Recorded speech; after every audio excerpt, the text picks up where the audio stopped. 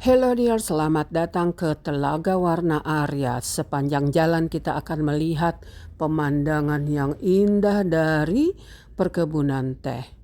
Dan di sana kita lihat ada kabut.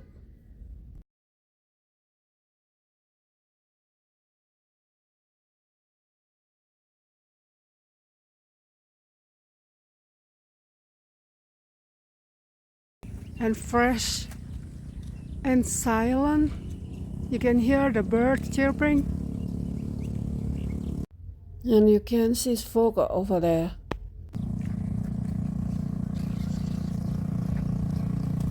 It's too bad that the road is such like this. We'll have difficulties. Assalamualaikum teman-teman, saya kepingin laporan pandangan mata nih tentang perjalanan saya ke Telaga Saat di wilayah Cisarua Puncak. So ini adalah tempat yang kalau menurut saya tuh bagus banget untuk healing. Memang sih pencapaiannya ke dalam ke Telaga Saatnya itu rada susah ya, karena jalanannya itu berbatu-batu dan tidak aspal dan naik turun juga gitu. Jadi kalau kondisi kendaraan kita nggak prima kayaknya rada berat gitu ya.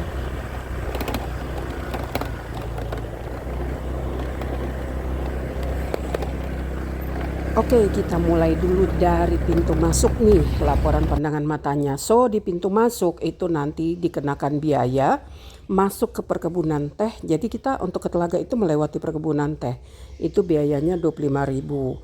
Sampai di Telaganya itu kurang lebih 1 jam perjalanan ya, Kak. Sebenarnya deket, tapi karena jalanannya bukan aspal, berbatu-batu makadam, jadi kecepatan kita tuh rendah banget, kita nggak bisa cepet jalan ke sana.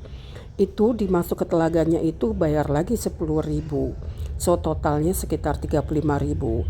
Tapi jangan khawatir kalau misalnya kita nggak pede nih kendaraan kita bisa naik ke atas atau enggak, kita bisa parkir di area depan, di area entrance itu, dan kita naik mobil yang disediakan oleh pengelola. Dan itu mobilnya tuh kayak mobil yang open gitu ya, yang terbuka, yang kayak mobil odong-odong, tapi ya pastinya kualitas mobilnya bukan yang kaleng-kaleng ya. Dia mobil itu mampulah untuk menanjak di jalan berbatu-batu. Sebenarnya kalau menurut saya sih seru juga ya naik mobil itu karena dia open, dan sepanjang jalan itu pemandangan perkebunan tehnya tuh cantik banget itu. Aduh, saya nggak nyesel deh biarpun jalanannya gubrubrak guruduk gitu ya, nggak nyesel datang ke situ. Itu sepanjang mata itu kita melihat perkebunan teh yang hijau itu berlapis-lapis, naik turun, terus di kejauhan itu kabut itu ya, berkabut itu indah banget. Belum lagi walaupun mataharinya itu cerah tapi udaranya tuh dingin dan sejuk gitu.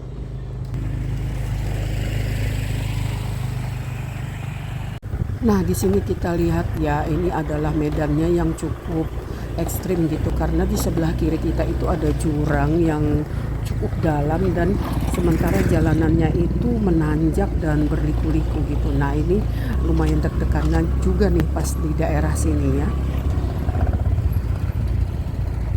Nah, di daerah sini banyak juga ya pasangan-pasangan yang sengaja memang cuman mau berhenti di kebun tehnya aja, duduk menikmati pemandangan di sini, nggak sampai ke Telaga Saatnya mereka. Dan memang nih ada tempat-tempat duduk di sini lama pun kayaknya kita nggak bosan, itu indah banget pemandangannya. Ini bukan handphone saya yang buram ya teman-teman, tapi ini kabut. Wah, berkabut. Dan sampailah kita di Telaga Saat. Nah, ini kita masuk ke tempat ini kita bayar lagi 10.000. Nah, telaga ini disebut dengan 0 kilometernya Ciliwung. Artinya dari sinilah air dari Sungai Ciliwung itu berasal. Kalau Ciliwung di Jakarta itu keruh, di sini bersih banget, bahkan sampai memantulkan pohon, awan itu terpantul semua di sungai ini, Ciliwung 0 kilometer.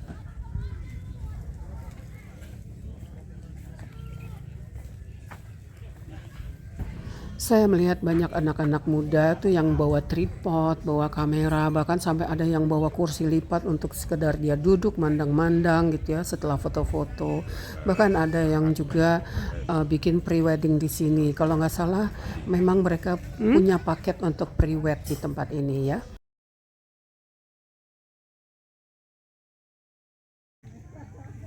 Jangan khawatir kelaparan ya teman-teman, di sini banyak juga loh yang jual makanan, mulai dari makanan kecil kayak bakso goreng gitu, sampai makanan berat seperti soto, Indomie juga ada, dan harganya juga nggak terlalu mahal kok. Mungkin sekitar 20 ribuan ya, nggak sampai 50 ribuan begitu.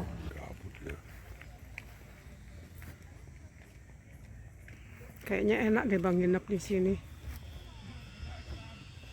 Kalau malam pasti dingin banget. Pagi-pagi jalan, pasti dingin banget.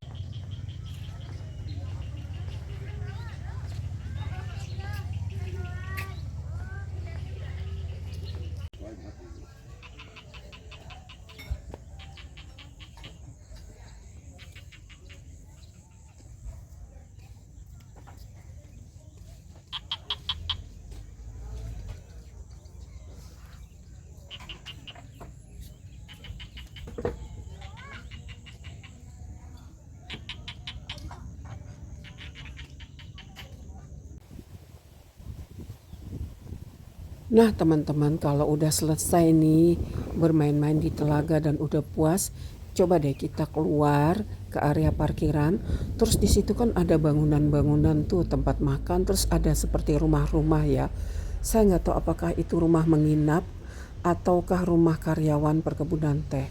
Terus kita jalan deh agak ke belakang dan voila, you will be surprised. Inilah pemandangan yang saya temukan di bagian belakang rumah-rumah karyawan yang rumahnya juga udah tua dan catnya juga udah warnanya udah berubah gitu ya. Dan ini sepi banget. Saya heran ya, pemandangan bagus kayak gini, tapi orientasi dari tempat makannya itu kok nggak menghadap ke sini gitu loh. Padahal ini pemandangannya bagus banget. Nah ini dia rumahnya yang saya bilang, sepertinya ini rumah karyawan ya. Ini di sisi belakang dan di depan itu orang begitu ramenya. Saya ke belakang tuh cuman saya doang, gak ada siapa-siapa. Kayaknya banyak yang gak nyadar deh kalau ada permata ini. Lanjut setelah dari Telaga Saat kami turun arah pulang dan melipir sedikit dapat deh tuh Telaga Warna yang dulu banget sangat terkenal. Kita ada di Telaga Warna, sepi ya, lebih ramai Telaga Saat. Tapi ini bagus juga pemandangannya. Tuh ada monyet di sana tuh. Kalau Telaga Saat itu kita punya view luas dan bebas gitu ya, lepas. Kalau di Telaga Warna ini dia telaga yang tidak terlalu besar dan dia dikelilingi oleh bukit-bukit dan pohon-pohon yang tinggi, jadi kayak kobokan gitu ya. Saya nyampe ke Telaga Warna ini udah sore ya, sekitar jam 4. Saya nggak tahu apakah paginya itu rame atau gimana, tapi ini sepi banget dan emang jauh banget sih. Lebih indah Telaga Saat kalau menurut saya gitu ya. Saya lebih suka Telaga Saat. Nah di sini saya tuh sempet mau diserang sama monyet. Padahal saya lagi duduk-duduk aja gitu ya, ngerekam-rekam monyet-monyet yang agak jauh gitu. Mereka lagi rebutan makanan gitu. Tiba-tiba naik monyet besar ke depan saya.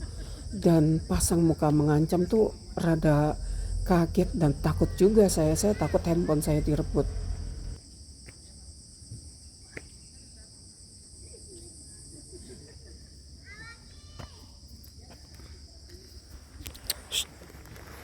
Oh.